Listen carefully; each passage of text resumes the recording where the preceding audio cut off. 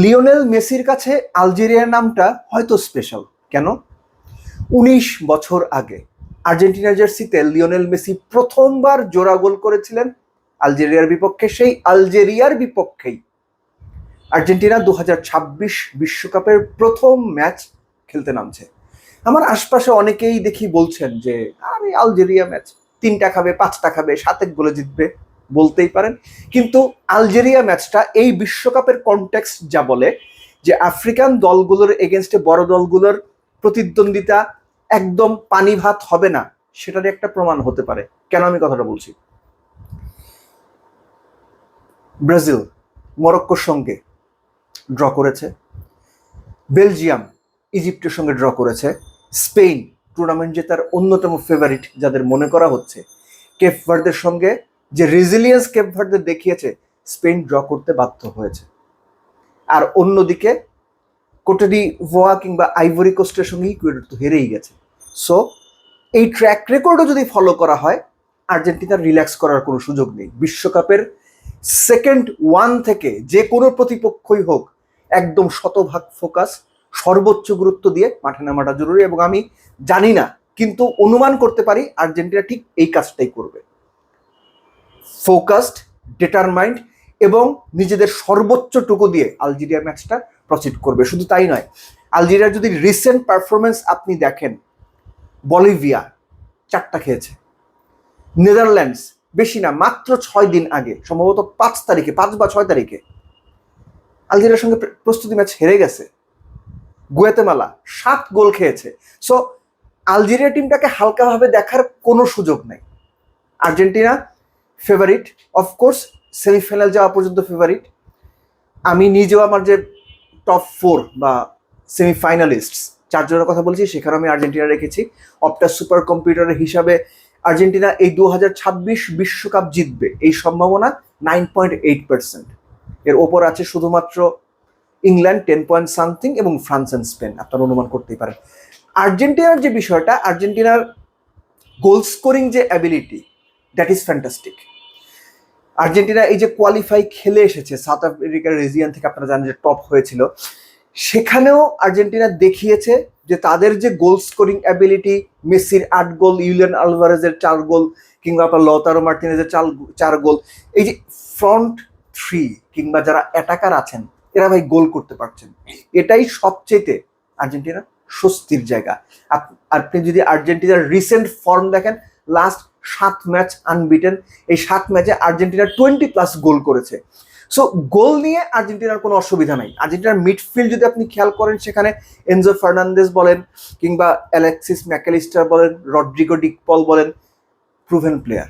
হ্যাঁ, বয়স একটু হয়েছে, কিন্তু বয়সের সঙ্গে তাদের স্কিল, অ্যাবিলিটি এবং একই সঙ্গে তাদের যে এক্সপিরিয়েন্স, এটা যদি আপনি মিলিয়ে নেন, তাহলে আর্জেন্টিনার এই মিডফিল্ডটাকে আপনার সমীহ করতেই হবে। আর বয়সের দিক থেকে যদি হিসাব করি, রড্রিগো ডিপলি একটু ওপরের দিকে, নইলে বাকি যে 2-3 জন আছেন সবাই তাদের ক্যারিয়ারের একদম পিক জায়গাটাতে রয়েছেন। আর্জেন্টিনার যে জায়গাটা নিয়ে সবচেয়ে বেশি আলোচনা হচ্ছে, দ্যাট ইজ আর্জেন্টিনার ডিফেন্স।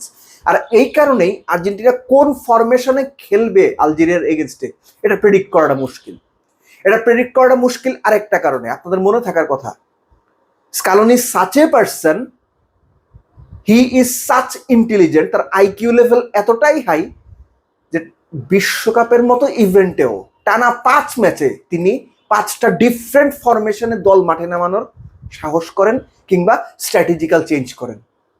অনেকে অনেক কথা বলবেন। আমি এই পর্যন্ত যে সমস্ত আর্টিকেল পড়েছি আর্জেন্টিনা আলজেরিয়া ম্যাচ নিয়ে বা এক্সপার্টদের ওপিনিয়ন, বিভিন্ন জন বিভিন্ন রকম ফরমেশনের কথা বলেছেন।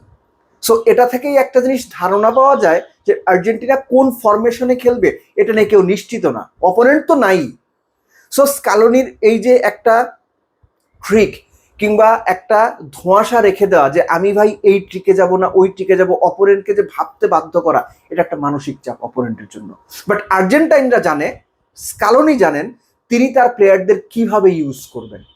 3 জন সেন্ট্রাল ডিফেন্ডার খেলাবেন, 2 জন খেলাবেন, 3-4-1-2 খেলাবেন, 3-4-2-1 খেলাবেন, 4-2-3-1 খেলাবেন, তার সব রকম অপশনস রয়েছে। বাট ওই যে যেটা বললাম যে এইবারের বিশ্বকাপের ট্র্যাক রেকর্ড বলছে যে আলজেরিয়ার কিংবা আফ্রিকান দলগুলো বড় দলগুলোর এগেনস্টে খুব ভালো প্রতিদ্বন্দ্বিতা গড়ে তুলছে। স্পেশালি ডিফেন্স কিংবা লো ব্লক খেলে তারা বড় দলগুলোকে বেশ ঝামেলাতেই ফেলছে বলা যেতে পারে, যেটা আমরা স্পেন এবং বেলজিয়ামের ক্ষেত্রে দেখেছি। আর একই সঙ্গে এই ব্যাপারটা মেনে নেওয়া জরুরি যে আফ্রিকান অপোনেন্টদের এগেনস্টে আর্জেন্টিনার ট্র্যাক রেকর্ডও ভালো, যদিও বেশিরভাগ সময় আর্জেন্টিনা আফ্রিকান অপোনেন্ট বলতে নাইজেরিয়ার এগেনস্টেই খেলেছে। লাস্ট টাইম আর্জেন্টিনা আফ্রিকান কোনো অপোনেন্টের এগেনস্টে গোল করতে পারেনি, এই ঘটনা ঘটেছে 1990 বিশ্বকাপে, এবং খুব ফেমাস ম্যাচ ছিল। ডিফেন্ডিং চ্যাম্পিয়ন হিসেবে আর্জেন্টিনা তাদের ফার্স্ট ম্যাচ ক্যামেরুনের সঙ্গে হেরে গিয়েছিল। এরপর আর্জেন্টিনা বিশ্বকাপে যে কয়বারই খেলেছে আফ্রিকান অপোনেন্টের এগেনস্টে প্রত্যেকবারই গোল করেছে, এবং পরবর্তী 5 বারের অপোনেন্টের নাম কি জানেন? 5 বারই নাইজেরিয়া। এনিওয়েজ, আর্জেন্টিনার জন্য ম্যাচটা খুব সহজ হয়ে যাবে এটা এক্সপেক্ট করাটা আমার মনে হয় ঠিক হবে না, বরং আর্জেন্টিনা বড় দল হিসেবে বড় দলের মতো প্রসিড করবে, ডমিনেট করবে এবং গোল করে ম্যাচ জেতাবে বড় প্লেয়াররা, এটাই আমরা এক্সপেক্ট করতে পারি। আপনাদের প্রেডিকশন কি কমেন্ট বক্সে অবশ্যই জানাবেন। লাস্টলি, লিওনেল মেসি, আপনারা জানেন যে লিওনেল মেসি মাঠে নামা মাত্র রেকর্ড হয়ে যাবে 6 বিশ্বকাপ খেলা, প্রথম মানব সন্তান। একই সঙ্গে আমি একটা জিনিস ফিল করি, আর্জেন্টিনা যদি সেমিফাইনাল পর্যন্ত যায়, মুলারের যে রেকর্ড, থমাস মুলারের যে সবচেয়ে বেশি গোল করার বিশ্বকাপে, মেসি হয়তো এই গোলের রেকর্ডটা ভেঙে দেবেন, কেননা এরই মধ্যে বিশ্বকাপে তার 13টা গোল, 8টা অ্যাসিস্ট রয়েছে, অর্থাৎ 21টা গোল ইনভলভমেন্ট রয়েছে। আমি অ্যাসিস্টগুলো দূরে সরিয়ে যদি বলি, 13র সঙ্গে আর 3 বা 4 গোল লিওনেল মেসি করে ফেলতে পারে।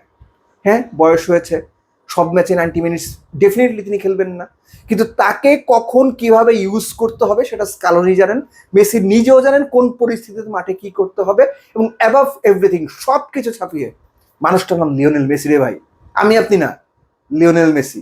কখন কোন পজিশনে একটা পাস দিবে, কোন গোল করে দেবে, আপনি কেন, কেউ জানে না, প্রতিপক্ষও বুঝবে না। সো লিওনেল মেসি যখন দলে আছেন তখন আর্জেন্টিনা বিশ্বাস রাখতেই পারে কোনো প্রতিপক্ষ আমাদের সামনে প্রতিপক্ষ না, কিন্তু এটা নেগলেক্ট করা না কিংবা প্রতিপক্ষকে ছোট করে দেখা না, এটা বিশ্বাস। উইথ মেসি অথবা উইদাউট মেসি আর্জেন্টিনার দল হিসেবে দারুণ কিছু করতে পারে, এই বিশ্বাসটা আমি বিশ্বাস করি তাদের মধ্যে আছে। যার শুরুটা দেখাতে হবে আলজেরিয়ার এগেন্স্টে। বাট লাস্টলি আবার মনে করে দিচ্ছি, আলজেরিয়া মোটেও হালকা কোনো দল না, আলজেরিয়াকেও সর্বোচ্চ সাহসিকতার সঙ্গে মোকাবেলা করতে হবে, সর্বোচ্চ আত্মবিশ্বাস নিয়ে প্রপার একটা ট্যাকটিক্যাল প্ল্যান নিয়ে মোকাবেলা করতে হবে।